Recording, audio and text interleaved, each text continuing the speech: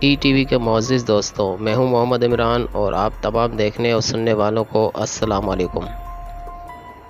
دوستو، یوں تو دنیا بھر میں چائے پینے کے شوقین افراد کی تعداد کروڑوں میں ہے، جن کی بڑی تعداد اپنے دن کا آغاز چائے پی کر ہی کرتی ہے۔ لوگوں کو ایسا کرنا اس لیے اچھا لگتا ہے کیونکہ چائے گرم ہوتی ہے اور لوگوں کے مطابق چائے انہیں صبح سویرے تازہ دم کر دیتی ہے۔ لیکن آج ہم چائے کے حوالے سے کی جانے والی ایک نئی تحقیق کے حوالے سے بات کریں گے، جس میں سائنسدانوں نے گرم چائے پینے کے عادی افراد کی بات کی ہے۔ سائنسدانوں کی جانب سے کی جانے والی تحقیق کے مطابق گرم چائے پینے والے افراد کی غذا کی نالی میں زخم ہو جاتا ہے، جس کے باعث کینسر میں مبتلا ہونے کی شرح میں 5 گنا اضافہ ہو جاتا ہے۔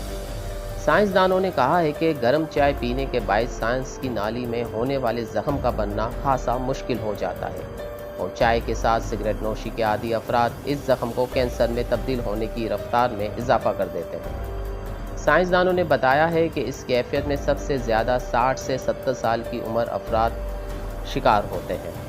اس حوالے سے سائنسدانوں نے بتایا ہے کہ غذا کی نالی میں زخم 65 ڈگری سینٹی گریڈ سے زیادہ درجہ حرارت والی چائے نقصان دہ ہے، تاہم اس سے کم درجہ حرارت کی چائے پینے والے افراد اس موذی مرض سے بہت دور ہیں۔ ای ٹی وی کو سبسکرائب کرنا مت بھولیں، ویڈیو کو لائک کریں، شیئر کریں اور کمنٹ باکس میں اپنی رائے کا اظہار ضرور کریں۔